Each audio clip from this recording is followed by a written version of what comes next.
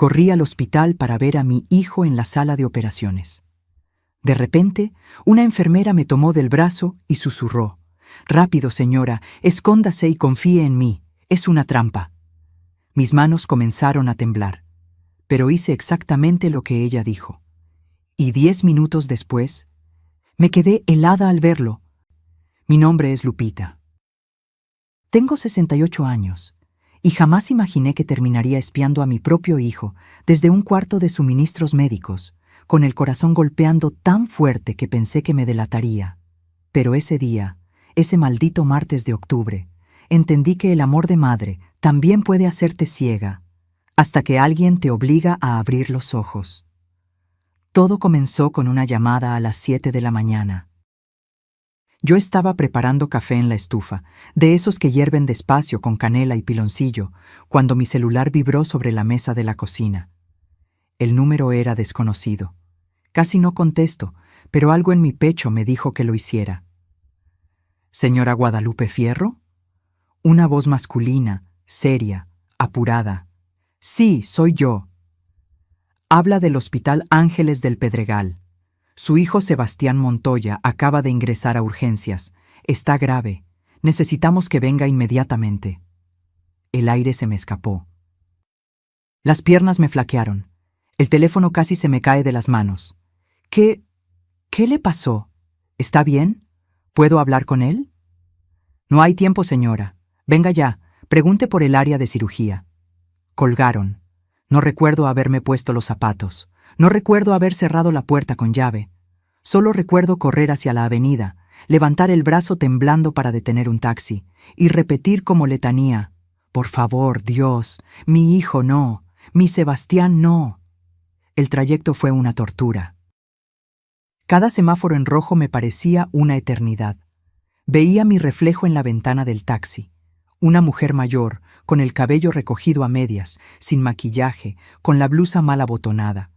Pero no me importaba, solo quería llegar. Cuando las puertas automáticas del hospital se abrieron, entré como alma que lleva el diablo. Mis sandalias hacían eco en el piso brillante. El olor a desinfectante me golpeó la nariz. Me acerqué al mostrador de recepción, casi sin aliento. «Mi hijo, Sebastián Montoya. Me dijeron que está en cirugía». La recepcionista me miró confundida. «¿Montoya? Déjeme verificar». Mientras revisaba su computadora, sentí que el mundo se desaceleraba. Cada segundo era insoportable. Y entonces, desde mi izquierda, una mano firme me tomó del brazo. Era una enfermera joven, de unos 30 años, con el uniforme color verde menta y una mirada intensa que no olvidaré jamás. Su gafete decía: «Rocío Beltrán, Enfermería General». Se acercó a mi oído y susurró rápido, urgente: «Señora Fierro, escúcheme bien. Su hijo no está en cirugía, no está grave. Esto es una trampa. Confíe en mí. Venga conmigo, ahora». Mi cerebro no procesaba. ¿Una trampa? ¿De qué hablaba? Pero algo en sus ojos, una mezcla de compasión y determinación, me hizo obedecer. Me jaló suavemente hacia un pasillo lateral, lejos de la recepción. Caminamos rápido. Mis piernas apenas respondían. Abrió una puerta que decía «Solo personal» y me metió en un cuarto pequeño lleno de cajas con guantes, jeringas, sábanas dobladas. «Quédese aquí, no haga ruido, y confíe en mí». Pero mi hijo. Su hijo está perfectamente bien, y en 10 minutos va a entender todo. Cerró la puerta. Me quedé ahí, en la oscuridad casi total, con solo una rendija de luz que se colaba por debajo de la puerta. El olor a látex y alcohol me mareaba. Mis manos temblaban. Mi respiración era un desastre. ¿Qué estaba pasando? ¿Por qué Sebastián estaría bien si me habían llamado diciendo que estaba grave? Y entonces escuché voces, voces conocidas. Me asomé apenas por la rendija de la puerta, y lo que vi me destrozó el alma. Ahí estaba él, mi Sebastián, caminando tranquilamente por el pasillo del hospital, sin una sola herida, sin dolor, sin nada. Iba vestido con una camisa blanca impecable y pantalones de mezclilla, y a su lado, Valeria, mi nuera. Con su cabello lacio perfecto, sus uñas rojas brillantes y esa sonrisa que siempre me pareció demasiado calculada. Hablaban con alguien, un hombre de bata blanca, y se reían. Se reían. Mi hijo, el hijo que creí que estaba agonizando, se reía como si nada. Sentí que el suelo se abría bajo mis pies. Quise salir, gritarle, preguntarle qué demonios estaba pasando, pero la voz de Rocío resonó en mi cabeza. Confíe en mí. Y me quedé quieta, observando, escuchando. Porque lo que vino después fue peor de lo que jamás pude imaginar. Pero antes de continuar, si esta historia ya te tiene el corazón en un puño, suscríbete al canal para que sigas conociendo historias reales de mujeres que se levantaron cuando todo parecía perdido. Ahora sí, déjame contarte lo que escuché ese día, porque cuando la verdad te golpea, no hay vuelta atrás. Mientras permanecía escondida en ese cuarto oscuro, con el corazón latiéndome en los oídos, mi mente comenzó a retroceder. 8 meses. Apenas 8 meses habían pasado desde que mi vida se partió en dos. Ernesto, mi esposo de 43 años, murió de un infarto fulminante una mañana de febrero. Estábamos desayunando juntos, pan dulce y chocolate caliente, cuando simplemente se llevó la mano al pecho y se desplomó sobre la mesa. No hubo tiempo para despedidas, no hubo últimas palabras, solo el silencio atroz de verlo partir sin poder hacer nada. Los primeros meses fueron un infierno de soledad. Nuestra casa en Coyoacán, esa casona de 2 pisos con jardín y bugambilias moradas trepando por las paredes, se convirtió en un mausoleo de recuerdos. Cada rincón me gritaba su ausencia. La mecedora donde leía el periódico, su taza de café olvidada en el librero, el olor a su loción de afeitar que todavía flotaba en el baño. La casa valía 8.500.000 pesos, según el avalúo del notario. Ernesto también me dejó 420.000 pesos en ahorros, el resultado de toda una vida de trabajo honesto como contador. No éramos ricos, pero nunca nos faltó nada, y ahora todo eso era solo mío. Sebastián apareció en el funeral con Valeria. Hacía meses que no los veía. Él trabajaba en una empresa de mercadotecnia y ella era influencer, según decía. Nunca entendí bien a qué se dedicaba, pero siempre la vi con ropa cara y ese aire de superioridad que me incomodaba. «Mamá, no puedes quedarte sola en esta casa tan grande», me dijo Sebastián mientras veíamos bajar el ataúd de su padre. Sus ojos estaban secos. No lloró en todo el funeral. Eso debió alertarme, pero yo estaba demasiado rota para notar las señales. «Voy a estar bien, hijo. Solo necesito tiempo». «No, mamá. Papá no hubiera querido que estuvieras sola. Valeria y yo vamos a venirnos a vivir contigo, temporalmente, solo hasta que te estabilices». Temporal. Esa palabra debí grabarla en piedra. Llegaron una semana después con maletas, cajas y a mi nieta Camila, una niña de 3 años con rizos castaños y ojos enormes. La pequeña era lo único bueno de todo aquello. Se aferró a mi pierna el primer día y me dijo: «Abuela Lupita, hueles a galletas». Me derretí. Al principio todo parecía normal.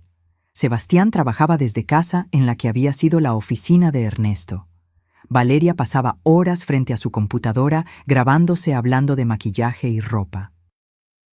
Yo cuidaba a Camila, cocinaba, intentaba mantenerme ocupada para no pensar en el vacío, pero las cosas empezaron a cambiar, sutilmente, como cuando el agua empieza a hervir sin que te des cuenta. Primero fue mi habitación, la recámara principal que compartí con Ernesto durante décadas. «Mamá, ¿te molesta si nos cambiamos a tu cuarto?», me preguntó Valeria una tarde, con esa voz melosa que usaba cuando quería algo. «Es que necesitamos espacio para la computadora de Sebastián y mi equipo de grabación. ¿Y tú? Pues tú no necesitas tanto espacio, ¿verdad?».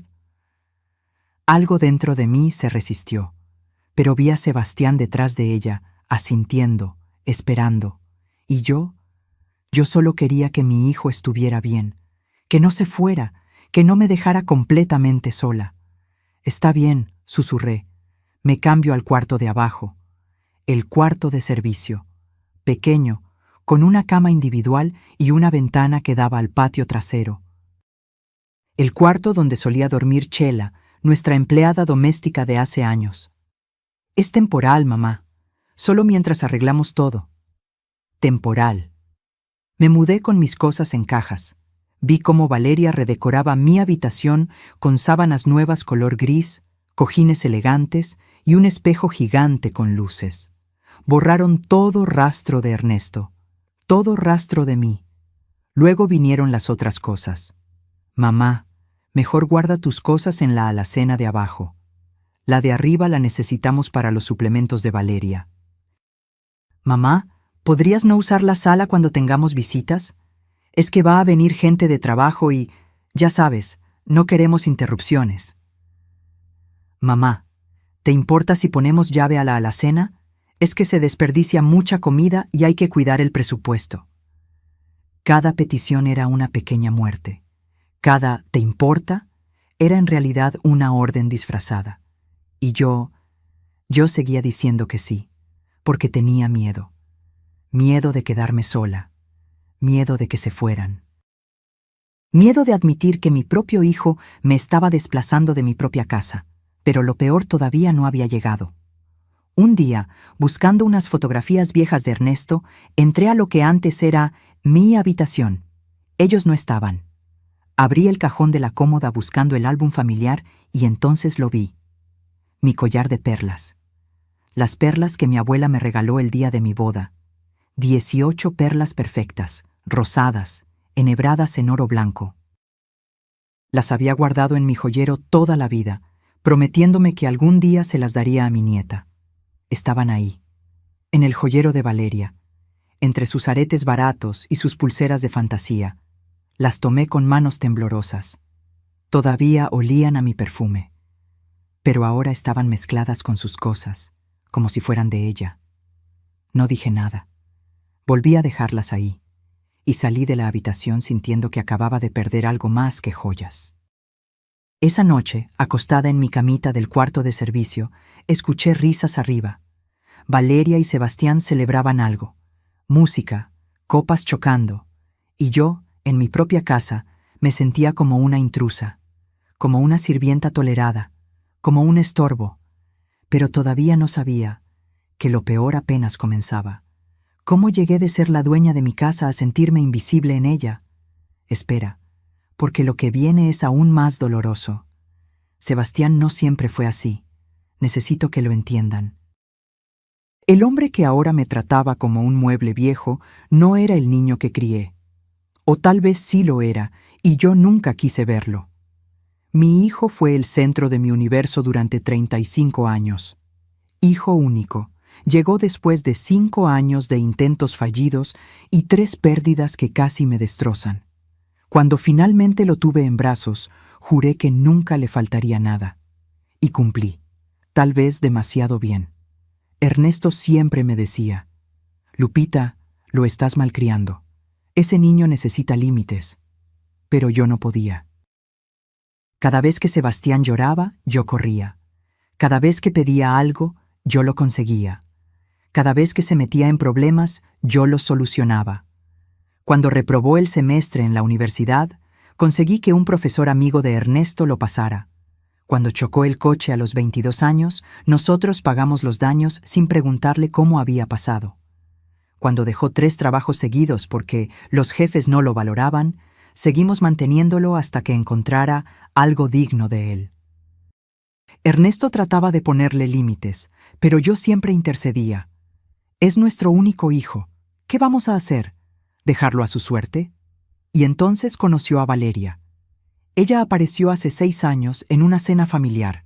Alta, delgada, con ese cabello lacio que le caía como cascada sobre los hombros y una sonrisa que mostraba todos los dientes. Traía un vestido entallado, color vino y zapatos de tacón altísimo. Se sentó a la mesa y comenzó a hablar sin parar de sus proyectos digitales y sus estrategias de marca personal. Ernesto y yo intercambiamos miradas. Algo no encajaba, pero Sebastián la miraba como si fuera un regalo del cielo. Mamá, Valeria es diferente. Ella me entiende, me impulsa a ser mejor. Mejor. Esa palabra me dolió sin saber por qué. Se casaron al año siguiente, una boda cara en un jardín elegante de Cuernavaca que nosotros pagamos completa, 250,000 pesos. Valeria insistió en que tenía que ser memorable, porque sus seguidores esperaban contenido de calidad. Desde ese día, Sebastián empezó a cambiar. O quizá yo empecé a notarlo. Dejó de visitarnos tanto. Cuando venía, ya no se sentaba a platicar conmigo en la cocina como antes. Contestaba el teléfono con prisa. Sí, mamá, ajá. Luego hablamos. Valeria me está llamando. Y cuando murió Ernesto, cuando más necesité a mi hijo, él estuvo ausente. Físicamente presente, pero emocionalmente a kilómetros de distancia. Ahora que vivían en mi casa, la transformación era imposible de ignorar. El Sebastián que yo conocía me abrazaba cuando llegaba del trabajo. Este Sebastián apenas me saludaba. Subía directo al que ahora era su cuarto y se encerraba con Valeria. El Sebastián que yo conocía me preguntaba cómo había estado mi día. Este Sebastián ni siquiera levantaba la vista de su celular cuando yo le hablaba. Una tarde estaba preparando mole en la cocina, el mole que a él le encantaba desde niño, y entró buscando agua. Me atreví a preguntarle, «Hijo, ¿te pasa algo? Te noto distante». Me miró como si le hubiera hablado en otro idioma. «No, mamá, todo bien, es que tengo mucho trabajo. Es solo que ya casi no platicamos, y yo... Mamá, no empieces con el drama, ¿sí? Ya no soy un niño, tengo responsabilidades. Valeria y yo tenemos planes». Planes. Nunca me incluían. Valeria lo tenía completamente manipulado, pero él no lo veía, o no quería verlo. Una noche los escuché discutiendo arriba. Yo estaba en mi cuartito leyendo cuando sus voces atravesaron el techo. «Sebastián, tu mamá ya está grande. Esta casa es demasiado para ella. Lo lógico sería venderla y que se vaya a un lugar más pequeño, o a una residencia». Mi sangre se congeló. «No sé, Valeria, es la casa donde crecí, donde vivió mi papá». Exacto, vivió, pasado. Tú y yo necesitamos pensar en nuestro futuro. En Camila. Esta propiedad vale millones. Podríamos venderla, darle una parte a tu mamá para que se acomode en otro lado y nosotros finalmente tener algo propio. Silencio. Déjame pensarlo. Déjame pensarlo. No, estás loca. No, jamás le haría eso a mi madre. Solo déjame pensarlo. Lloré en silencio esa noche, con la almohada tapándome la boca para que no me escucharan. Al día siguiente, Sebastián entró a la cocina mientras yo fregaba trastes. Se paró junto a mí, mirando por la ventana. «Mamá, ¿alguna vez has pensado en simplificar tu vida? Ya sabes, esta casa es muy grande, mucho mantenimiento. A tu edad deberías estar descansando». Las manos se me resbalaron. Un plato cayó al fregadero con un ruido seco.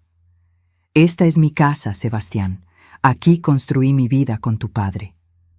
«Lo sé, mamá, pero papá ya no está. ¿Y tú? Tú podrías estar más cómoda en un departamento pequeño, sin escaleras, sin jardín que cuidar». Me di vuelta para mirarlo a los ojos. Busqué a mi hijo ahí, al niño que me abrazaba cuando tenía pesadillas, al joven que me regalaba flores cada día de las madres. No lo encontré. Solo vi a un hombre repitiendo palabras que no eran suyas.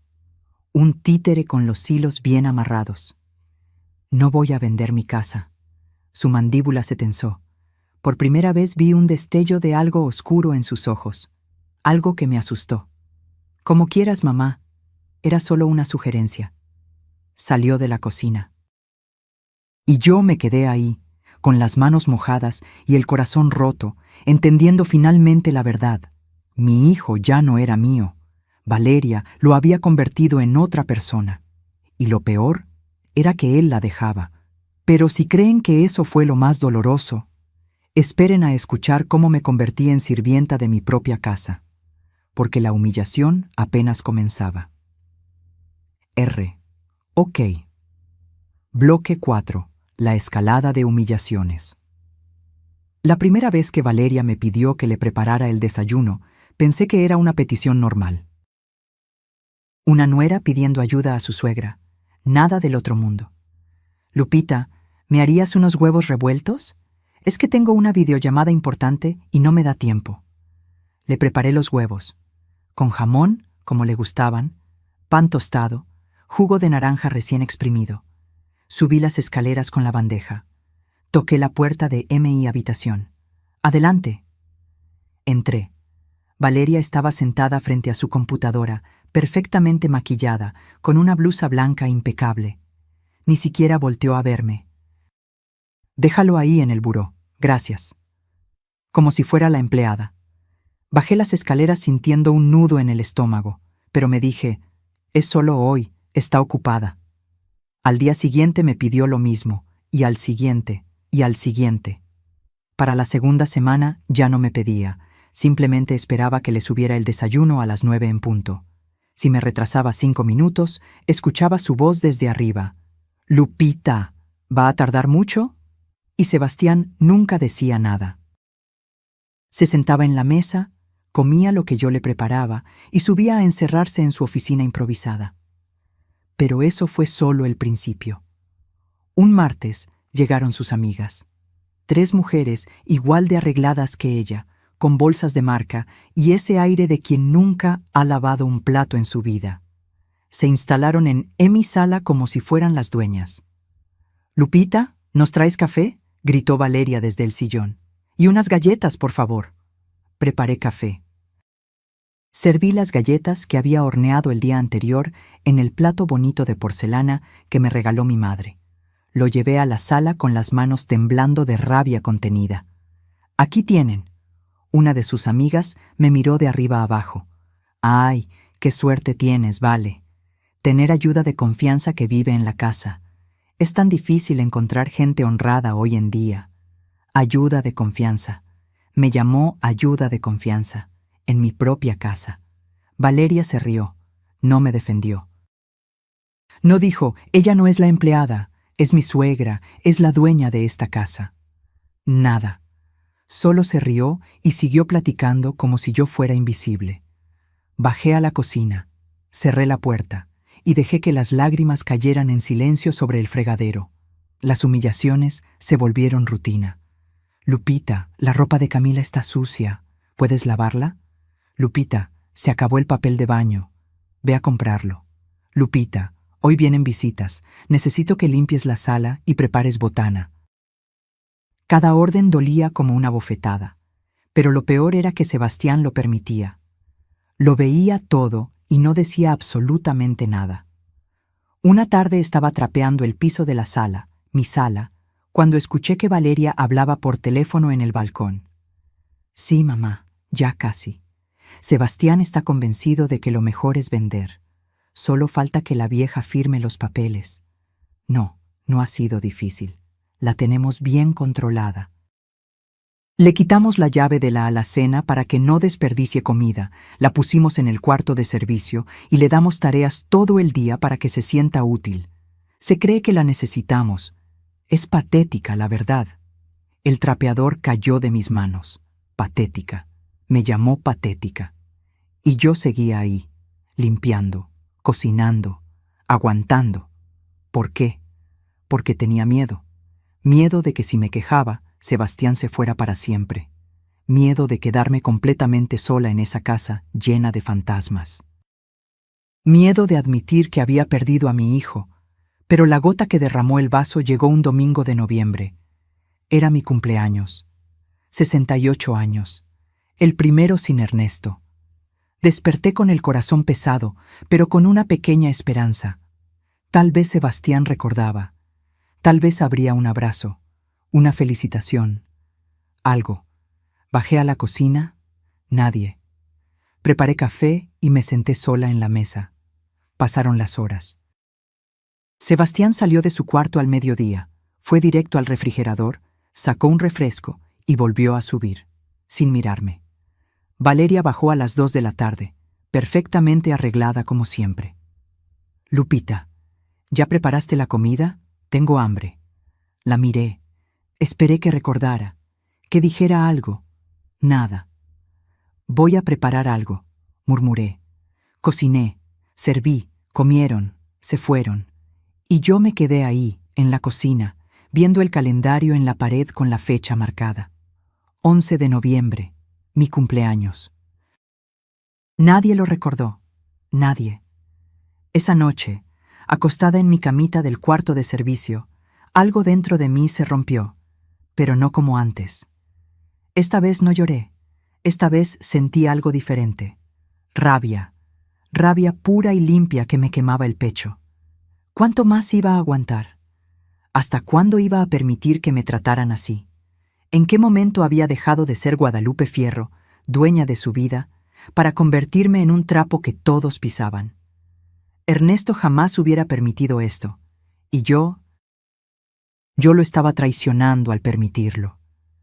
Me senté en la cama, encendí la luz, y tomé una decisión. Si ellos querían jugar sucio, yo aprendería las reglas. Si querían quitarme todo, tendrían que pasar sobre mi cadáver. Porque una cosa era ser amable, otra muy diferente era ser idiota, y Lupita Fierro ya había sido idiota suficiente tiempo. El parque de la bombilla se convirtió en mi refugio. Cada mañana, después de servir el desayuno y limpiar la cocina, salía con la excusa de caminar un rato. Valeria apenas levantaba la vista de su celular. Sebastián ni se enteraba. Me sentaba en la misma banca, bajo el fresno grande, y veía pasar la vida. Señoras con sus nietos, parejas de ancianos tomados de la mano, vendedores de churros. Normalidad. Algo que yo había perdido sin darme cuenta. Fue ahí donde conocí a don Artemio, un hombre de unos 75 años, con el cabello completamente blanco, lentes de pasta gruesa y un bastón de madera tallada que no parecía necesitar realmente. Siempre traía un periódico doblado bajo el brazo y una bolsa con migajas para los gorriones. El primer día solo intercambiamos saludos. El segundo, un comentario sobre el clima. Al tercero, nos sentamos en la misma banca sin decir nada, simplemente compartiendo el silencio. A la semana comenzamos a platicar. ¿Vive cerca, señora? A 3 cuadras, la casa de las bugambilias moradas. Ah, la conozco. Hermosa propiedad. ¿Vive sola? Y ahí me quebré. No sé por qué. Tal vez porque era un desconocido. Tal vez porque ya no soportaba cargar el peso sola. Vivo con mi hijo, mi nuera y mi nieta. Pero sí, me siento muy sola. Don Artemio no dijo nada. Solo asintió, como si entendiera perfectamente. Los días siguientes, poco a poco, le conté todo. Las humillaciones, el despojo silencioso, cómo me habían convertido en sirvienta de mi propia casa, cómo mi hijo me miraba sin verme. Él escuchaba sin interrumpir, sin juzgar. Y cuando terminé, después de casi 2 semanas de desahogarme, dijo algo que me cambió la vida. Señora Lupita, ¿sabe cuál es la diferencia entre una víctima y una sobreviviente? No. La víctima espera que otros cambien. La sobreviviente toma el control de su propia historia. Se acomodó los lentes. Yo fui abogado durante 40 años. Me especialicé en derecho familiar. Y créame cuando le digo esto, lo que le están haciendo tiene nombre. Se llama violencia patrimonial y abuso de adulto mayor. Las palabras me golpearon. Nunca lo había pensado así, pero tenía razón. ¿Y qué puedo hacer? Es mi hijo. Precisamente por eso debe actuar, porque si no lo hace ahora, cuando intenten quitarle todo legalmente, será demasiado tarde. Se inclinó hacia mí. ¿Confía en mí? Algo en su mirada me tranquilizó. Asentí. Entonces escuche con mucha atención. Don Artemio me explicó que necesitaba documentar todo, cada conversación, cada humillación, cada plan que escuchara, y sobre todo, debía proteger legalmente mi patrimonio antes de que ellos hicieran algún movimiento oficial. ¿Tiene un celular que ellos no conozcan? Tengo el viejo de Ernesto, Lo guardé en una caja. Perfecto, cárguelo, grabe conversaciones, tome fotos de documentos, todo lo que pueda sin que sospechen. Pero, ¿no es ilegal? En su propia casa, protegiendo su propio patrimonio de un fraude, no. Es legítima defensa legal. Me dio el nombre de un notario de confianza, don Raúl Santa Cruz, con oficina en la colonia Roma. Dígale que va de mi parte. Él sabrá qué hacer. Volví a casa ese día con el corazón latiendo diferente. Por primera vez en meses, sentía algo parecido a la esperanza. Esa noche, mientras todos dormían, saqué el viejo celular de Ernesto de la caja en el closet. Lo conecté a cargar en mi cuarto, tapándolo con una toalla. La pantalla se iluminó con la foto que él tenía de fondo. Nosotros dos en Acapulco, sonriendo bajo una palapa. «Perdóname, mi amor», susurré. «Debí hacer esto antes». Los siguientes días me convertí en espía de mi propia casa. Aprendí a mantener el celular escondido en el bolsillo de mi delantal, a activar la grabadora cuando escuchaba que ellos hablaban, a tomar fotos discretas de papeles que dejaban en la mesa, y lo que descubrí me heló la sangre. Una tarde, mientras limpiaba el estudio, lo que antes era la oficina de Ernesto, encontré documentos impresos entre las hojas de una revista. Reconocí el logotipo, un despacho de abogados en Polanco. Tomé fotos rápido, con las manos temblando. Era una solicitud para declararme incapaz por deterioro cognitivo. Tenían citas con un psiquiatra privado, un calendario con fechas marcadas, y abajo con la letra de Sebastián, 6 meses máximo. Sentí que el piso se movía bajo mis pies. Pero no lloré. Esta vez tomé las fotos y volví a colocar todo exactamente como estaba. La semana siguiente fui al notario. Don Raúl me recibió en su oficina elegante con vista a la fuente de Cibeles. Era un hombre de 50 y tantos años, formal pero amable. «Don Artemio me habló de usted, señora Fierro. Cuénteme todo». Le mostré las fotos, las grabaciones, todo. Su expresión se oscureció.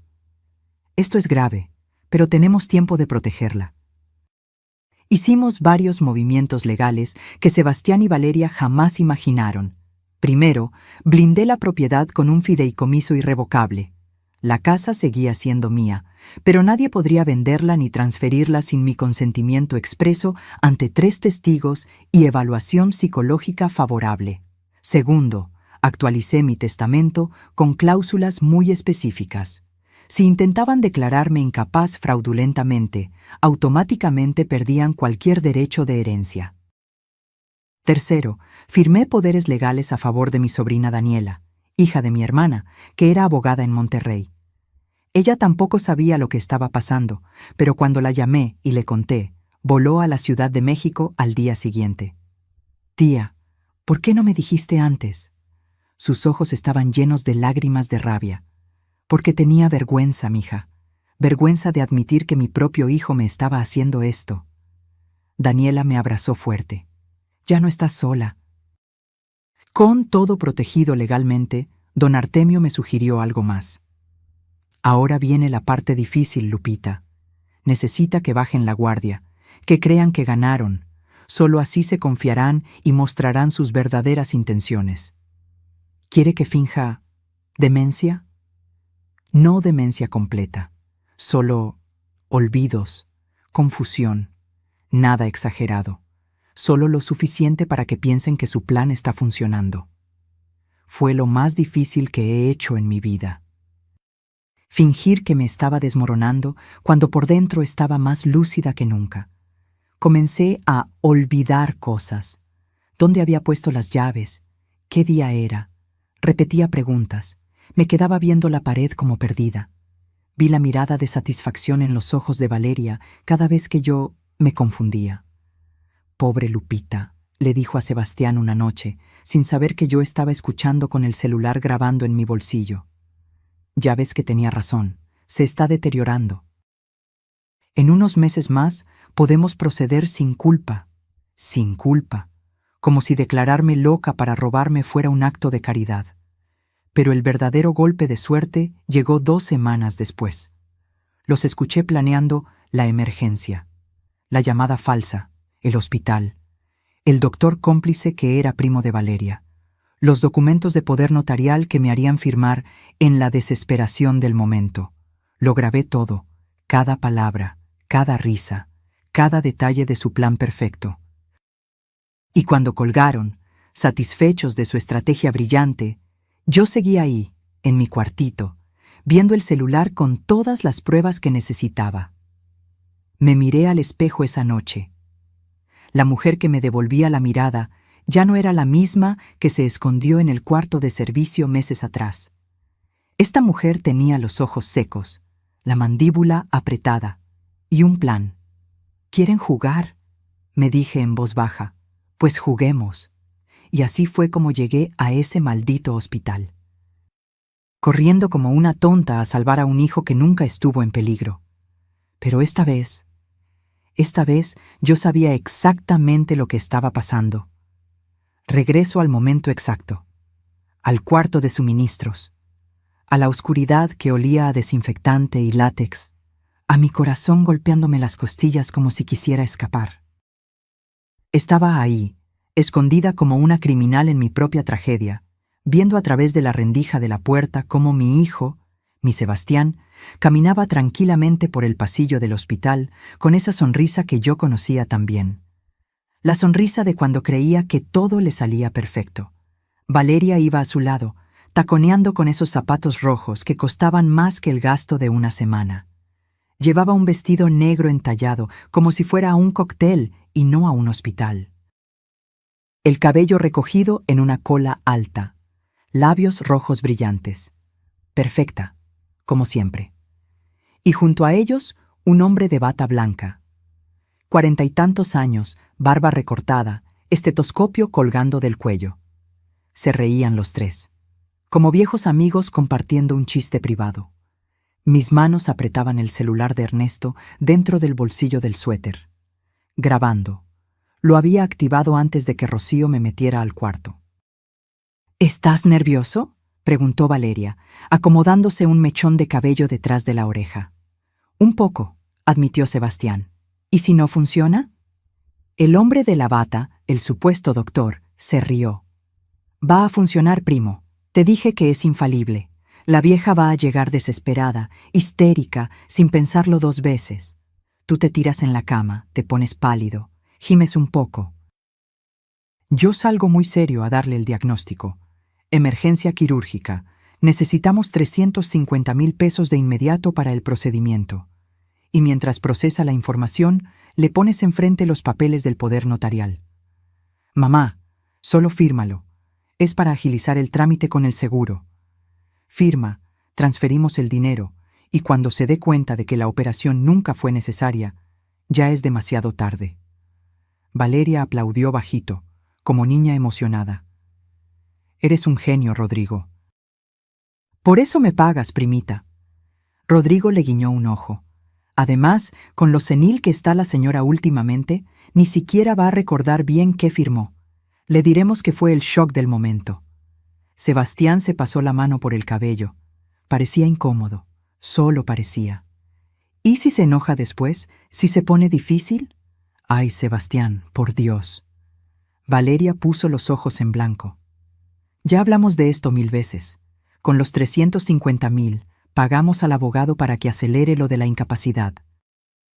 En 2 meses está declarada. En 3, la casa es nuestra.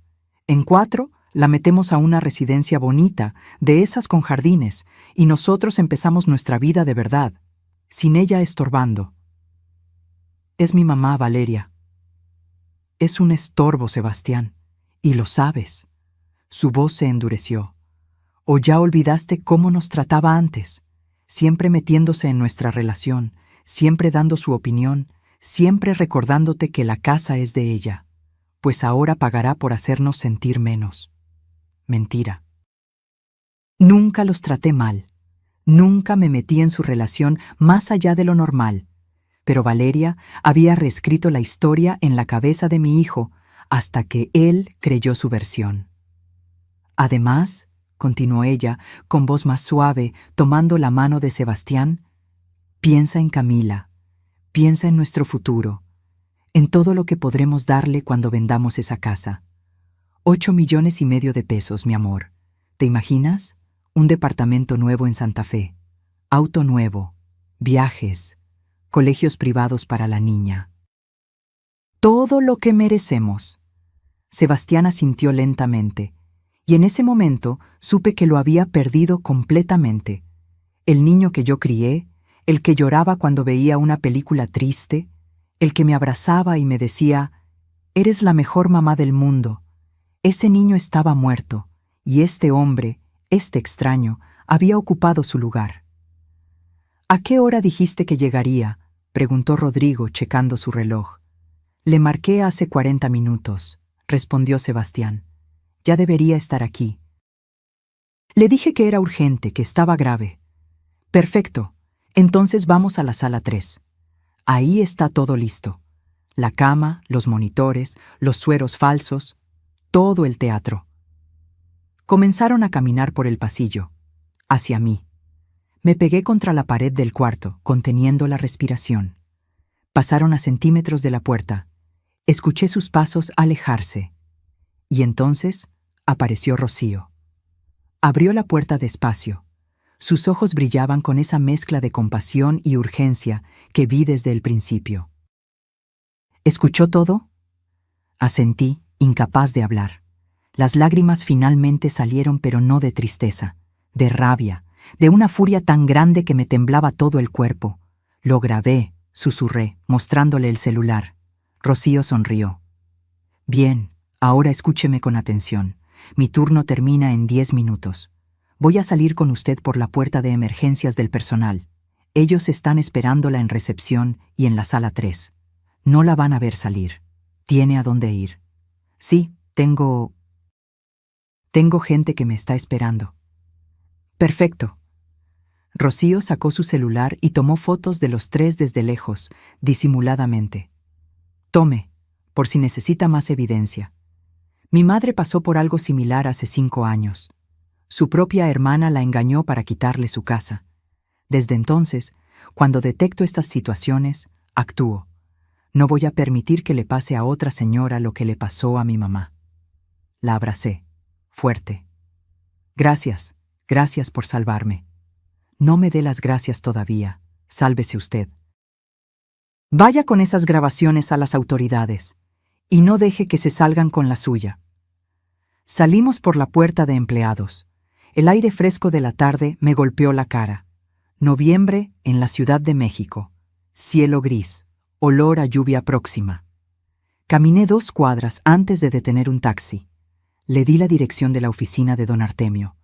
Durante todo el trayecto, el celular vibraba en mi bolso. Sebastián llamando. 1 vez, 2, 5, 10. Mensajes de Valeria. «Lupita, ¿dónde estás? ¿Ya llegaste al hospital? Sebastián te está buscando. Está preocupado. Contesta, por favor».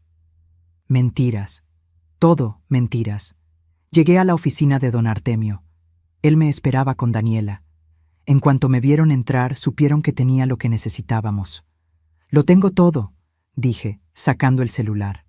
Cada palabra, todo el plan. Daniela reprodujo las grabaciones. Su rostro se endureció con cada segundo que pasaba. Cuando terminó, golpeó la mesa con la palma. «Estos malditos... Tía, esto es suficiente para proceder legalmente. Podemos presentar denuncia ahora mismo». «Espera», dijo don Artemio, levantando la mano. «Todavía no». «¿Por qué no?». «Porque si presentamos la denuncia ahora, ellos van a negar todo. Van a decir que la grabación es falsa, que Lupita está confundida, que malinterpretó. Y aunque tengamos evidencia, el proceso legal será largo y doloroso». Se quitó los lentes y me miró directamente. «Lupita, ¿confía en mí? ¿Sí? Entonces hagamos esto bien. Deje que crean que ganaron, pero solo un poco más. Y cuando estén celebrando su victoria, ahí los golpeamos, con todo, frente a todos, para que no haya duda de quiénes son realmente». Daniela iba a protestar, pero yo levanté la mano. «Tiene razón. Quiero que todos vean, la familia, los amigos, todos. Quiero que Sebastián entienda exactamente lo que hizo y que no tenga dónde esconderse. Don Artemio sonrió. Entonces déjeme explicarle el plan. Y ahí, en esa oficina, con el cielo oscureciéndose afuera y mi corazón latiendo con una mezcla de miedo y determinación, planeamos el final de la historia. Mi final, el que yo escribiría. Ellos querían jugar a las trampas, pero no sabían que yo acababa de aprender las reglas del juego, y esta vez iba a ganar. Llegué a casa casi a las 8 de la noche. Las luces estaban encendidas. Desde afuera escuché voces alteradas. Me detuve un momento en el jardín, respiré profundo y entré actuando el papel de mi vida. Abrí la puerta temblando. No era difícil, todavía tenía los nervios destrozados. Sebastián estaba en la sala, caminando de un lado a otro con el celular en la mano. Valeria estaba sentada en el sillón, con los brazos cruzados y esa cara de fastidio que ya conocía tan bien. «¡Mamá! ¿Dónde diablos estabas?» Sebastián prácticamente me gritó. «Te llamé 1000 veces, fuiste al hospital y desapareciste».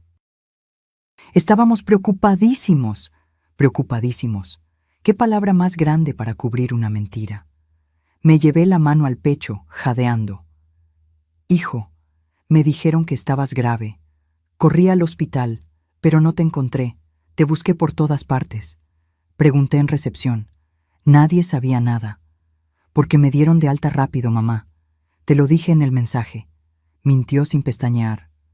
Fue una falsa alarma. Un dolor en el pecho que resultó ser gases. Pero necesito tratamiento. El doctor dice que es algo del corazón, que necesito estudios urgentes. Ahí estaba. El siguiente movimiento del plan. ¿Del corazón? ¡Ay, Dios mío! Mis ojos se llenaron de lágrimas reales, pero no por su mentira, por confirmar que realmente era capaz de esto.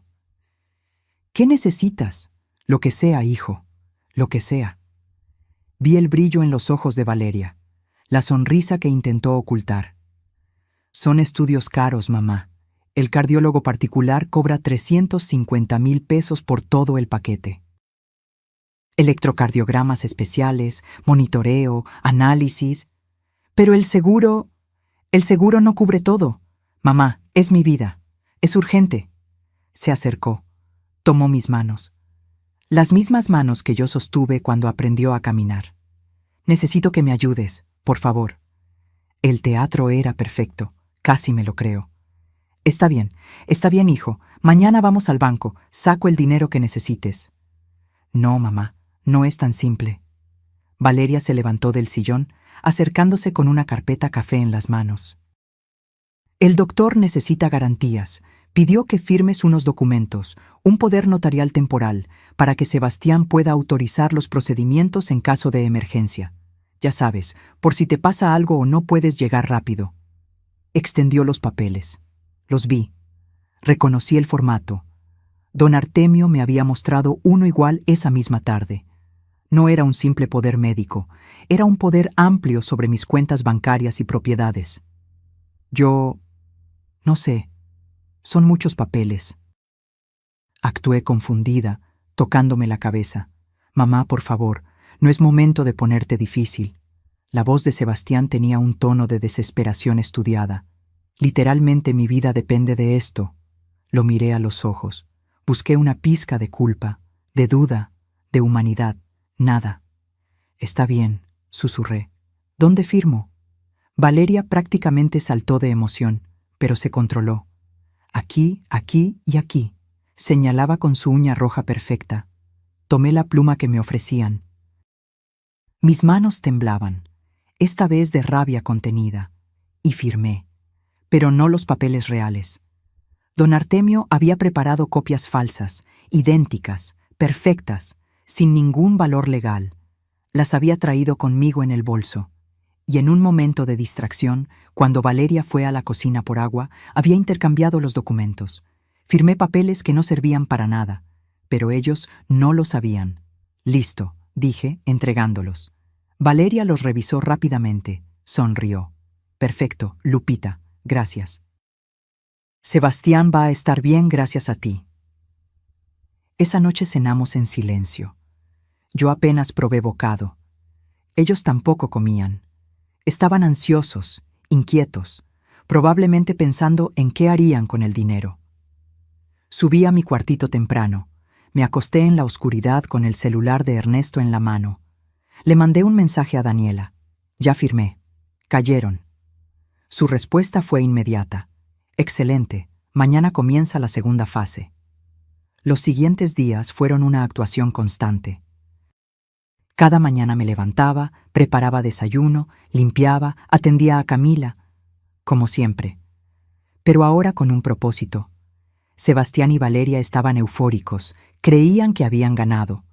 Los escuché hablar por teléfono con su abogado, el real, no el actor del hospital. Sí, licenciado, ya firmó todo. ¿Cuánto tardan los trámites? ¿2 meses? Perfecto. Valeria comenzó a buscar casas en Internet. Las veía en la sala, en May Sala, comentando en voz alta como si yo no existiera. Mira esta, mi amor. 3 recámaras en Santa Fe, 2,5 millones. Con lo que saquemos de esta casa, nos alcanza perfecto y nos sobra para el coche. Sebastián miraba por encima de su hombro. Es bonita, pero busca algo con terraza. Quiero terraza. Hablaban del futuro, de su futuro, en el que yo no existía más que como un trámite resuelto. Una tarde, mientras planchaba ropa en el cuarto de lavado, Valeria entró hablando por teléfono. No se dio cuenta de que yo estaba ahí, detrás de las sábanas colgadas. Sí, mamá, ya casi. Te digo que en 3 meses máximo está todo resuelto. No sospecha nada. Está cada día más ida. Sebastián ya habló con el psiquiatra. Va a certificar que no está en sus cabales. Ajá, claro, vamos a darle algo. No somos monstruos. Le rentaremos un departamentito o la metemos a una residencia. Pero la casa es nuestra. Porque nos lo merecemos, mamá. ¿Sabes todo lo que hemos aguantado? Vivir con una vieja amargada que se la pasa recordándonos que es su casa. Me mordí el labio hasta sangrar para no salir y gritarle, pero respiré. Conté hasta 10 y seguí planchando como si nada. Mientras tanto, don Artemio, Daniela y yo trabajábamos en silencio. Presentamos toda la evidencia ante un juez. Las grabaciones, las fotos, los documentos falsificados, el testimonio de Rocío, todo. La denuncia formal se presentó por fraude, extorsión, violencia patrimonial y conspiración para declarar falsamente a un adulto mayor como incapaz. El juez revisó todo y emitió una orden, pero todavía no la ejecutaríamos. Primero vendría la trampa final. Necesitamos que se sientan completamente seguros, explicó Daniela en una reunión secreta en su hotel. Que hagan algo público, que se expongan delante de testigos. ¿Cómo qué?, pregunté. Don Artemio sonrió. Como una fiesta. Y así nació el plan. Le sugerí a Sebastián, con voz tímida, como la Lupita sumisa que ellos esperaban, que hiciéramos una reunión familiar. Para que vean que estás bien, hijo, después del susto del hospital, invitemos a los tíos, a los primos. Valeria amó la idea. Por supuesto que sí. Era la oportunidad perfecta para mostrarse como la nuera atenta, la que cuidaba a la pobre suegra senil. Es una gran idea, Lupita. Yo me encargo de todo. Tú no te preocupes. Fijamos la fecha. 2 semanas después. Un sábado. Fiesta sorpresa por tu cumpleaños atrasado, mamá, dijo Sebastián, como si realmente le importara. Mi cumpleaños que habían olvidado completamente. Durante esos 14 días los vi preparar todo. Valeria contrató servicio de banquetes, mandó hacer invitaciones elegantes, compró decoraciones, hasta se puso mi collar de perlas para probarse el outfit. Y yo sonreía, asentía, les agradecía, mientras por dentro contaba las horas para que llegara el día de la verdad. La noche antes de la fiesta no pude dormir. Me senté en la camita del cuarto de servicio, con la foto de Ernesto en las manos.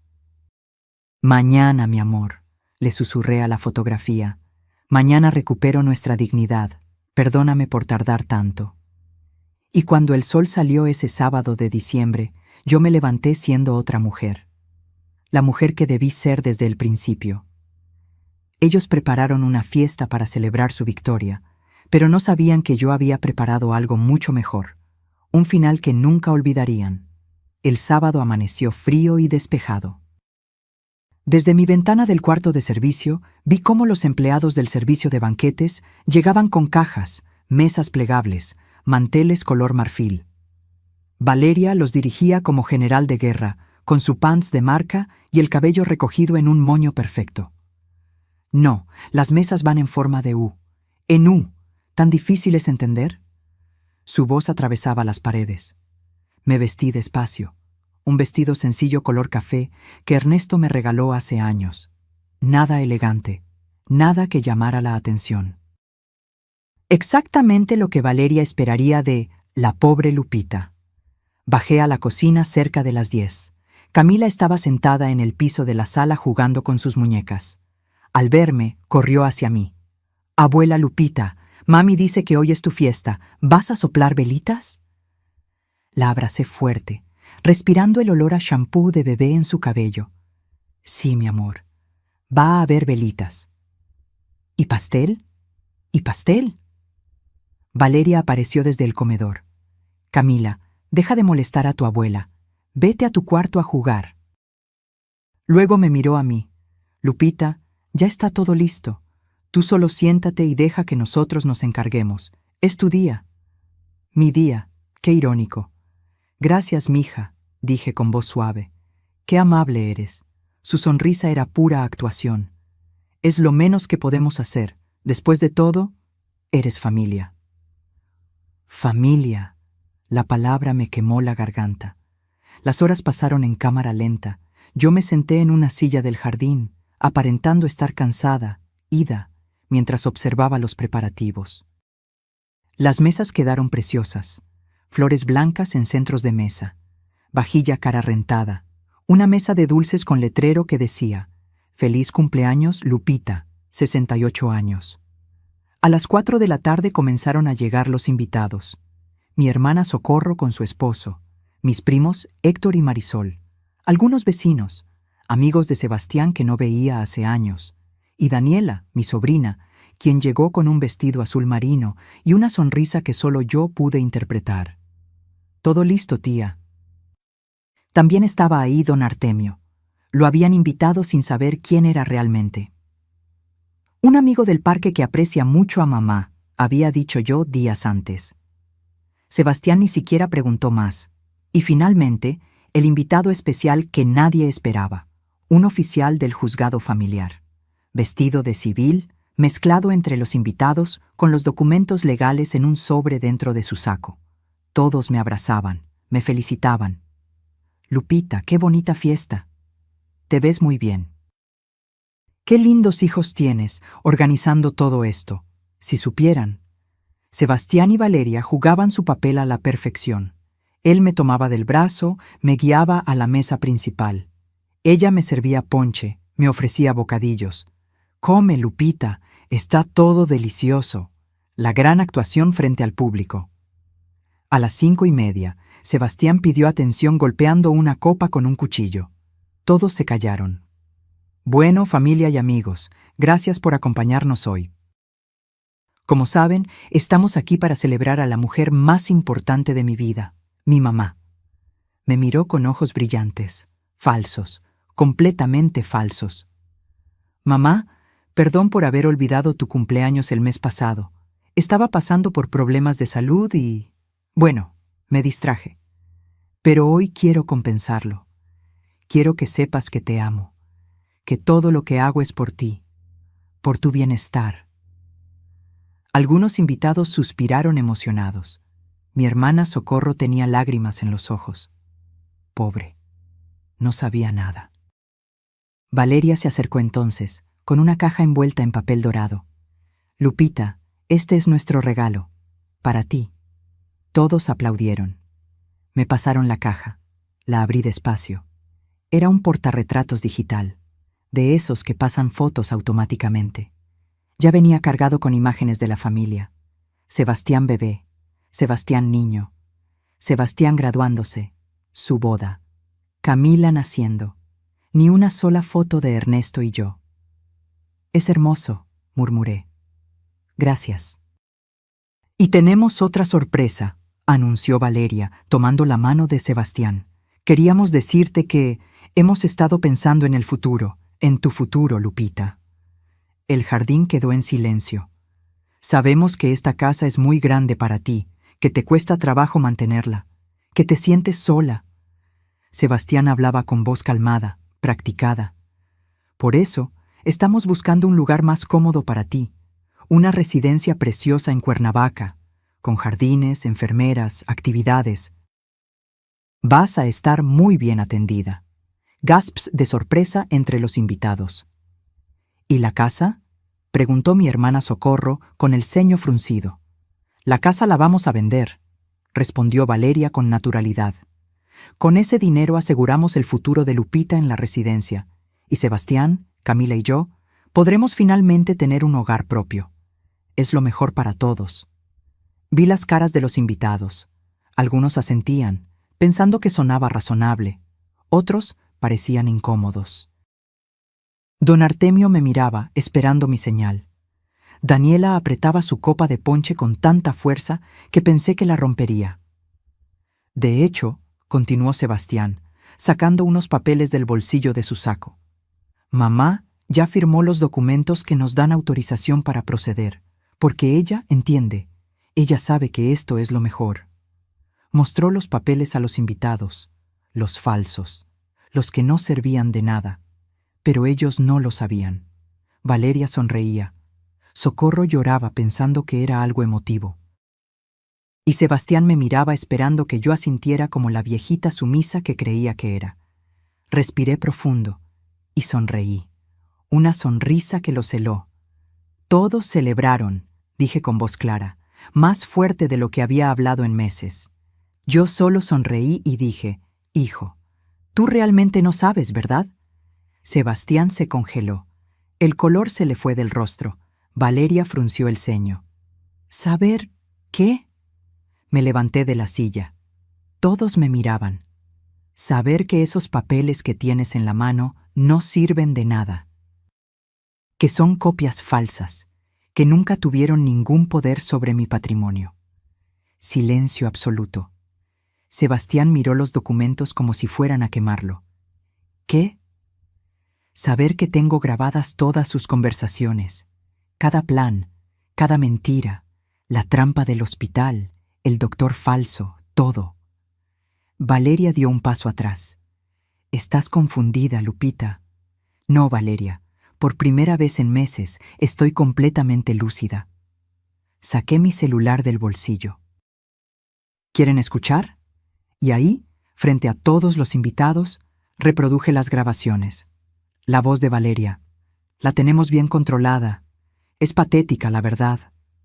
La voz de Sebastián. ¿Y si se enoja después? La voz del primo Rodrigo. La vieja va a llegar desesperada, histérica. El jardín se llenó de susurros escandalizados. Socorro se llevó las manos a la boca. Los vecinos se miraban entre sí. Marisol negaba con la cabeza, incrédula. Valeria intentó tomar mi celular. Eso es ilegal. No puedes grabar sin permiso. En mi propia casa, protegiendo mi patrimonio de un fraude, sí puedo, respondí con calma. Y tengo testigos, tengo evidencia, y tengo algo más. Miré a don Artemio. Él asintió. Lupita, la voz de Sebastián temblaba. Mamá, por favor, yo puedo explicar. No, ya no. Lo miré a los ojos. Tuve 8 meses para escuchar explicaciones, 8 meses aguantando humillaciones, siendo sirvienta en mi propia casa, viendo cómo planeaban robarme todo. Esperando que en algún momento reaccionaras, que recordaras quién te crió, quién te amó incondicionalmente. Las lágrimas rodaban por mis mejillas, pero no eran lágrimas de tristeza, eran de liberación. Y lo peor de todo, Sebastián, no es que Valeria te manipulara, es que tú la dejaste, que elegiste creerle a ella y traicionar a tu propia madre. Él intentó acercarse. Mamá, no me toques. Di un paso atrás. y entonces don Artemio se acercó con el oficial del juzgado. Guadalupe Fierro tiene una denuncia formal presentada contra ustedes dos, dijo el oficial con voz firme, por fraude, extorsión, violencia patrimonial y conspiración para declarar falsamente a un adulto mayor como incapaz. Los invitados estallaron en murmullos. Valeria palideció. Esto es un malentendido. No es ningún malentendido, intervino Daniela acercándose. Tenemos toda la evidencia necesaria, y ahora tienen dos opciones. El jardín se convirtió en un tribunal improvisado. Los invitados formaban un semicírculo alrededor de nosotros, algunos con la boca abierta, otros con los ojos llenos de lágrimas. El pastel de cumpleaños seguía intacto sobre la mesa, con sus velitas sin encender, como testigo mudo de todo. Daniela sacó una carpeta de su bolso. Todos sus movimientos eran precisos, profesionales. Opción 1, dijo con voz firme, abriendo la carpeta para que todos vieran los documentos oficiales. Proceden los cargos penales completos. Fraude patrimonial, de 3 a 12 años de prisión. Violencia familiar, de 6 meses a 4 años. Conspiración para declarar falsamente incapaz a un adulto mayor. Agravante que puede sumar hasta 5 años más la reparación del daño moral y patrimonial. Valeria temblaba. Sebastián parecía a punto de desmayarse. Opción 2, continuó Daniela, cerrando la carpeta. Sebastián y Valeria abandonan esta casa hoy mismo. Se llevan únicamente su ropa personal y los objetos que puedan probar que compraron con su dinero. Firman un documento de desistimiento de cualquier reclamo futuro sobre esta propiedad. Y Sebastián acepta asistir a terapia familiar obligatoria si desea, algún día, reconstruir la relación con su madre. ¿Y Camila? Mi voz salió quebrada. Porque esa niña era lo único inocente en todo esto. Camila se queda temporalmente con su abuela, bajo custodia provisional, explicó Daniela. Ella misma pidió quedarse contigo cuando le explicamos que sus papás tendrían que irse. Valeria puede visitarla bajo supervisión hasta que se resuelva la situación definitiva. Valeria explotó. No pueden quitarme a mi hija, esto es secuestro. Esto es protección de menores, respondió el oficial del juzgado. La niña estaba viviendo en un ambiente donde se cometía un delito. El juez ya lo autorizó. Los ojos de Valeria echaban fuego. Me miró con un odio tan puro que sentí frío. Todo esto es tu culpa, vieja estúpida. Si nos hubieras dado lo que nos correspondía desde el principio... ¿Lo que les correspondía? Mi hermana Socorro dio un paso al frente, con la voz temblando de indignación. ¿Correspondía? Esta casa la construyeron Lupita y Ernesto con 40 años de trabajo. Ustedes no pusieron ni un peso. ¿Cómo se atreven? Porque él es su hijo, gritó Valeria. Porque él lo merece más que ella, porque ella ya está vieja y ya vivió su vida. Ahora nos toca a nosotros. El silencio que siguió fue sepulcral. Hasta los empleados del banquete habían dejado de trabajar para observar. Valeria, dije con una calma que yo misma no sabía de dónde sacaba. Yo te recibí en mi casa cuando quedaron sin dónde vivir. Te abrí mi puerta, te di techo, comida. Cuidé a tu hija como si fuera mi propia sangre, y tú me llamaste patética, me quitaste mi habitación, mi dignidad, planeaste robarme todo, y lo peor de todo. Convertiste a mi hijo en un ladrón. Me giré hacia Sebastián. Él no podía mirarme a los ojos. Mamá. Su voz era apenas un susurro. Yo no quería que llegara a esto. ¿No querías? ¿En serio? Mi voz se elevó por primera vez. 48 años contenidos en ese grito. Sebastián, tú planeaste engañarme con un hospital falso. Tú firmaste papeles para declararme incapaz. Tú me dejaste dormir en el cuarto de servicio mientras ella usaba mi collar de perlas. ¿Y no querías que llegara a esto? Las lágrimas finalmente brotaron de sus ojos, pero ya era tarde. Pensé que era lo mejor, que tú estarías bien en una residencia, que nosotros podíamos. ¿Podían qué? Don Artemio habló por primera vez desde que comenzó todo. Su voz sonaba como la de un padre decepcionado. ¿Podían vivir en una casa robada? ¿Dormir en una cama comprada con el dolor de una madre? ¿Mirar a esa niña a los ojos y decirle que traicionaron a su abuela para darle mejor vida? Sebastián se cubrió el rostro con las manos. Mi hermana Socorro se acercó a él. Sebastián Montoya, te conozco desde que naciste. Vi cómo Lupita te cuidó cuando tuviste neumonía a los 5 años. 3 noches sin dormir, rezando para que sobrevivieras.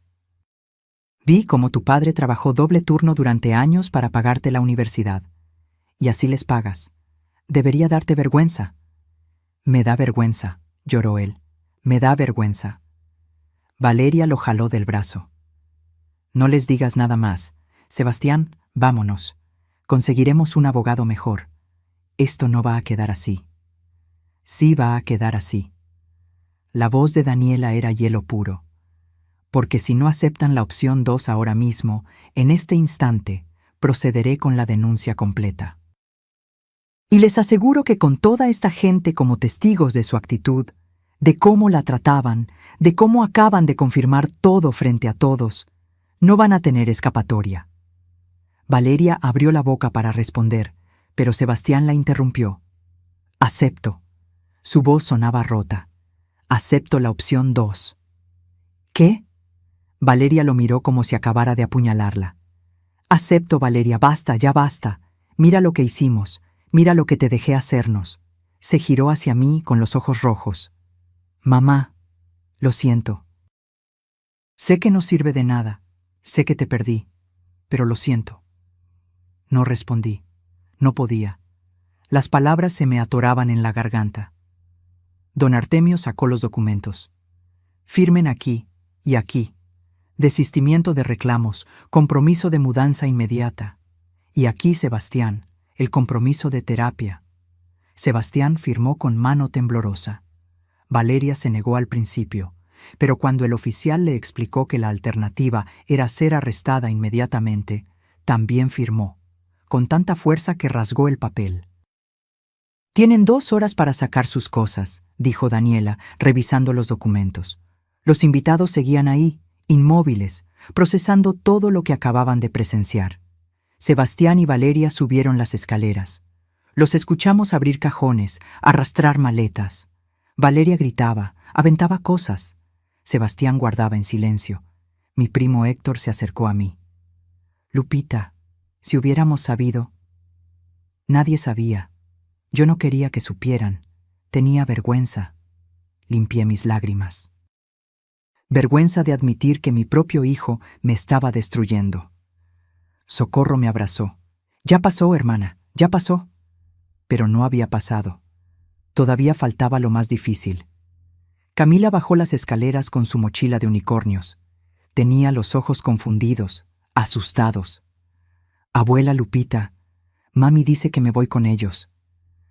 Me arrodillé frente a ella, tomando sus manitas. Mi amor, ¿tú quieres irte? Negó con la cabeza, con los labios temblando. Quiero quedarme contigo. Mami y papi se pelean mucho. Y tú me haces galletas y me lees cuentos. El corazón se me partió. Entonces te quedas conmigo, preciosa. Está arreglado. Mami vendrá a visitarte seguido. Valeria bajó en ese momento con 3 maletas. Al escuchar eso, soltó las maletas con estrépito. No puedes quedarte con mi hija. El juez ya lo determinó, repitió Daniela. Custodia provisional de la abuela, visitas supervisadas para la madre, o proceden los cargos y pierdes incluso eso. Valeria se arrodilló frente a Camila, tomándola de los hombros. Mija, vamos a estar bien. Vamos a conseguir una casa nueva, preciosa. No necesitamos a nadie. Camila la miró y dijo algo que nadie esperaba. ¿Por qué le dijiste cosas feas a mi abuela, mami? Te escuché. Le dijiste vieja y patética. El jardín quedó en silencio. Valeria palideció. Tú no entiendes. Sí entiendo. Ella es buena, y tú fuiste mala con ella. Camila se soltó de sus manos y se aferró a mi pierna. Valeria se quedó ahí, arrodillada, viendo cómo su propia hija la rechazaba. Sebastián bajó con su maleta. Evitaba mirar a todos. «Valeria, vámonos». «Mi hija. Valeria, vámonos». Salieron por la puerta del jardín, sin decir más nada, sin mirar atrás. Valeria sollozaba. Sebastián caminaba con los hombros caídos, como un hombre derrotado. Y yo los vi irse, al hijo que había criado, a la mujer que lo había envenenado. La puerta se cerró. Y por primera vez en 8 meses, respiré. Se habían ido. Y aunque mi corazón estaba roto, por fin podía empezar a sanar. El jardín seguía lleno de invitados atónitos. Nadie se había movido desde que Sebastián y Valeria cruzaron esa puerta. El silencio era tan denso que podía escucharse el viento moviendo las bugambilias moradas. Camila seguía aferrada a mi pierna, con su carita enterrada en mi vestido. Le acaricié el cabello despacio, tratando de transmitirle la calma que yo misma apenas estaba encontrando. Socorro rompió el silencio. «¿Alguien quiere pastel?» Varios invitados soltaron risas nerviosas. Era absurdo. Acabábamos de vivir un drama familiar devastador y ella ofrecía pastel. Pero así era mi hermana. Práctica hasta en las crisis. «Sí», dije, con voz más firme de lo que esperaba. «Cortemos el pastel. Después de todo, sigue siendo mi cumpleaños». Los empleados del banquete, que habían estado paralizados contra la pared, reaccionaron. Encendieron las velitas. 68. La luz dorada bailaba sobre el betún blanco. Todos cantaron las mañanitas, con voces temblorosas al principio, pero que fueron ganando fuerza. Y cuando llegó el momento de soplar las velas, cerré los ojos y pedí un deseo. No pedí que Sebastián volviera. No pedí que todo volviera a ser como antes. Pedí fuerza, para seguir adelante, para reconstruir lo que había quedado roto. Soplé. Las velas se apagaron todas de un golpe. Camila aplaudió. «Lo lograste, abuela». «Sí, mija, lo logré». Los invitados comenzaron a acercarse uno por uno, algunos con lágrimas en los ojos, otros con rabia contenida, todos con palabras de apoyo. «Lupita, hiciste lo correcto», dijo mi prima Marisol, abrazándome fuerte. «Nadie merece ser tratado así. Nadie». Los vecinos, que tantas veces vieron a Valeria tratarme como sirvienta en mi propio jardín, también se acercaron. «Señora Fierro, si hubiéramos sabido, si nos hubiera dicho algo, no hubieran podido hacer nada», respondí con sinceridad. Esto era algo que yo tenía que resolver. Tenía que aprender a defenderme. Don Artemio se sentó a mi lado en una de las sillas del jardín. «Lo hizo bien, Lupita. Fue valiente cuando más lo necesitaba». No me sentí valiente, me sentí aterrada. Eso es exactamente lo que es el valor. Hacer lo correcto aunque tengas miedo. Me palmeó la mano. Y ahora viene la parte difícil. ¿Más difícil que esto? Sonrió con tristeza. Sanar, perdonar. No a ellos necesariamente, sino a usted misma. Por haber permitido que llegara tan lejos. Esas palabras me calaron hondo, porque tenía razón. Una parte de mí estaba enojada conmigo misma. Por haber sido ciega. Por haber aguantado tanto. La fiesta continuó, aunque con un tono completamente diferente al planeado. Ya no era una celebración. Era más bien una reunión de sanación colectiva. La gente comía, hablaba en voz baja, me abrazaba cada tanto. A las 8 de la noche, los últimos invitados se fueron. Socorro se ofreció a quedarse, pero le dije que estaría bien. Daniela ayudó a limpiar junto con los empleados del banquete. Don Artemio se despidió con un abrazo largo. «Si me necesita, ya sabe dónde encontrarme. Todos los días en el parque, a las 9 de la mañana». «Ahí estaré». Cuando todos se fueron, subí a Camila al que ahora sería su cuarto. El cuarto de huéspedes que Valeria nunca me dejó usar para ella porque necesitaba espacio para su equipo de grabación. La ayudé a ponerse la pijama. Era de Minnie Mouse, rosa con moños blancos. Mientras le cepillaba el cabello, ella me preguntó: «Abuela, ¿mami y papi van a regresar?» «Tu mami va a venir a visitarte muy pronto, mi amor. ¿Y tu papi? Tu papi necesita un tiempo para pensar en las cosas que hizo». «¿Él hizo algo malo?» «¿Cómo le explicas a una niña de 3 años que su padre intentó robarle a su abuela? ¿Que la ambición y la manipulación destruyeron a su familia?» «Él cometió errores, mija». «Errores grandes, pero todos cometemos errores. La diferencia es si aprendemos de ellos o no». «¿Tú cometiste errores, abuela?» Su pregunta me golpeó. «Sí, preciosa. Muchos. Dejé que me trataran mal. No me defendí cuando debía hacerlo.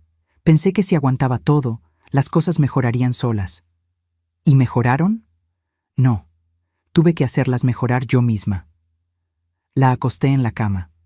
Le leí su cuento favorito, El Principito, hasta que sus ojitos se cerraron. La besé en la frente y salí despacio. Me quedé en el pasillo, mirando las puertas. La de mi habitación ahora estaba vacía. Sebastián y Valeria se habían llevado sus cosas, sus olores, su presencia. Entré. Olía a perfume de Valeria todavía.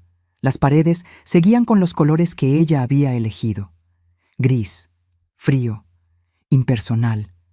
Abrí las ventanas de par en par. Dejé que entrara el aire de la noche. Mañana comenzaría a restaurar todo, a devolver este espacio a lo que era. Mío. Bajé a la cocina y me preparé un té de manzanilla. Me senté en la misma mesa donde tantas veces comí sola mientras ellos festejaban arriba, y dejé que las emociones del día me alcanzaran. Lloré. Lloré como no había llorado en meses, pero no eran lágrimas de derrota. Eran lágrimas de liberación, de dolor procesado, de duelo por el hijo que había perdido, no a la muerte, sino a la codicia. Mi celular vibró, un mensaje de un número desconocido. Era Sebastián. «Mamá, sé que no tengo derecho a pedirte nada, sé que lo arruiné todo. Pero quiero que sepas que tienes razón, en todo, y necesito ayuda. Empiezo terapia el martes. No sé si algún día puedas perdonarme, pero voy a intentar ser el hombre que debí ser siempre, el hijo que merecías. Te amo, aunque no lo parezca, aunque lo haya olvidado por un tiempo. Te amo». Leí el mensaje 3 veces. Mi primer instinto fue borrarlo, no responder, dejarlo con su culpa. Pero entonces recordé las palabras de don Artemio. Perdonar no significa olvidar. Significa liberarte del peso del rencor. No respondí esa noche, pero tampoco borré el mensaje. Los días siguientes fueron raros. La casa se sentía enorme y silenciosa, pero también mía, completamente mía. Contraté una empresa para repintar mi habitación. Volví a poner las fotos de Ernesto en las paredes. Recuperé mis joyas del joyero. El collar de perlas volvió a su lugar, en el cofre de madera tallada que mi abuela me dio. Camila se adaptó sorprendentemente rápido, jugaba en el jardín. Me ayudaba a cocinar. Por las tardes íbamos al Parque de la Bombilla y ella corría detrás de las palomas mientras yo platicaba con don Artemio. Valeria vino a visitarla 2 semanas después, con Daniela presente como supervisora. Fue incómodo. Valeria evitaba mirarme. Camila fue educada pero distante con ella. «Mija, mami te extraña», le decía Valeria con voz quebrada. «Yo también te extraño, mami, pero me gusta estar con abuela». No volví a saber de Sebastián directamente. Daniela me informó que efectivamente estaba en terapia, que se había mudado a un departamento pequeño en la Narvarte, que había terminado con Valeria. Ella no aceptó la terapia, solo culpaba a todos menos a sí misma. 3 meses después del día de la fiesta, recibí otra llamada de Daniela. «Tía, Sebastián quiere saber si aceptarías una sesión de terapia familiar. Con él. Su psicóloga dice que está listo, que ha trabajado mucho en entender lo que hizo». «¿Y tú qué opinas?» «Opino que es tu decisión. Nadie puede obligarte a perdonarlo. Pero también opino que está tratando, de verdad». Lo pensé durante días. Hablé con don Artemio, con Socorro, con Camila incluso, aunque ella no entendiera del todo. Y finalmente acepté. La sesión fue en el consultorio de la psicóloga en la Colonia del Valle, una oficina pequeña con sillones cómodos y una planta en la esquina. Sebastián llegó 10 minutos antes que yo. Estaba más delgado, ojeras profundas, barba de varios días. Cuando me vio entrar, se levantó inmediatamente. «Mamá». «Siéntate, Sebastián». La sesión duró 2 horas. Fue dolorosa, brutalmente honesta. Sebastián lloró. Yo lloré. La psicóloga nos guió a través de cada herida, cada mentira, cada momento en que él eligió traicionarme. «No tengo excusas», dijo él, con voz rota. «Valeria me manipuló, sí, pero yo la dejé. Yo elegí creer que tú eras el problema, que merecías menos porque ya habías vivido tu vida. Y me equivoqué. Estaba tan cegado por la ambición, por querer tener más, que olvidé todo lo que tú y papá me enseñaron». «¿Y ahora qué?», pregunté. «¿Esperas que te perdone y todo vuelva a ser como antes?». «No, sé que eso nunca va a pasar. Rompí algo que no tiene reparación completa, pero quiero intentar reconstruir algo nuevo, no como era, sino como puede ser, si tú me das esa oportunidad». Miré a ese hombre frente a mí, mi hijo, el niño que había cargado en brazos, el adolescente rebelde, el adulto que me traicionó. «No sé si puedo, Sebastián, todavía duele demasiado. Lo entiendo, y esperaré, el tiempo que sea necesario». Salimos del consultorio sin abrazarnos, sin promesas, pero con algo que no teníamos antes: honestidad. 6 meses después del día de la fiesta, la vida había encontrado un nuevo ritmo.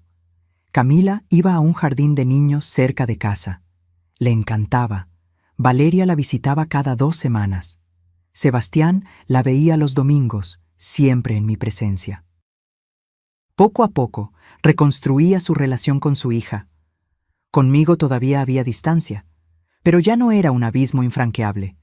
Era más bien un puente en construcción, lento, frágil, pero existente.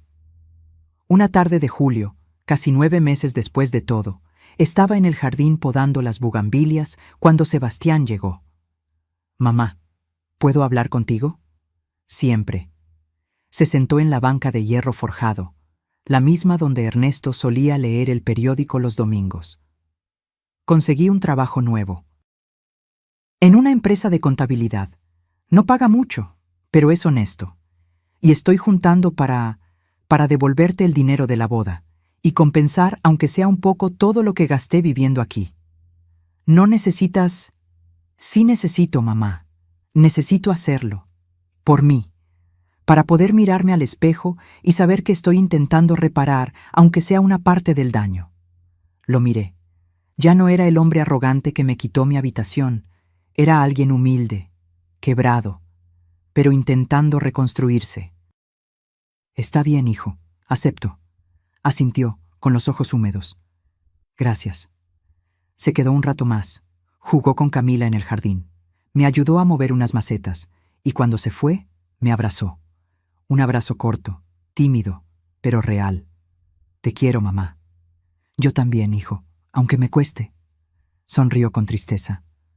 «Lo sé, y lo entiendo». Hoy, mientras escribo esto casi 2 años después, miro mi casa recuperada. Las bugambilias siguen creciendo moradas y hermosas. Camila tiene 5 años y me ayuda a hornear galletas todos los sábados. Sebastián viene a cenar una vez al mes. Todavía hay momentos incómodos. Todavía hay dolor que no se ha ido completamente. Pero también hay algo nuevo: dignidad. La dignidad que recuperé el día que decidí defenderme. La dignidad que ahora protejo con uñas y dientes. Valeria intentó demandarme por la custodia de Camila. Perdió. Los jueces vieron todas las pruebas. Ahora tiene visitas muy limitadas. Sebastián se divorció hace 6 meses. Dice que fue lo mejor que pudo hacer. Don Artemio sigue siendo mi amigo. Todos los días a las 9 en el parque. Socorro viene a visitarme cada semana. Daniela es la administradora legal de mi patrimonio, por elección mía, no por imposición. Y yo volví a ser Lupita Fierro, no la víctima, no la viejita patética, sino la mujer que construyó una vida, que la defendió cuando fue necesario, que aprendió que el amor propio no es egoísmo, es supervivencia. Si estás escuchando esta historia y te sientes identificada, si alguien en tu familia te está haciendo sentir invisible, inútil, estorbosa, escúchame bien.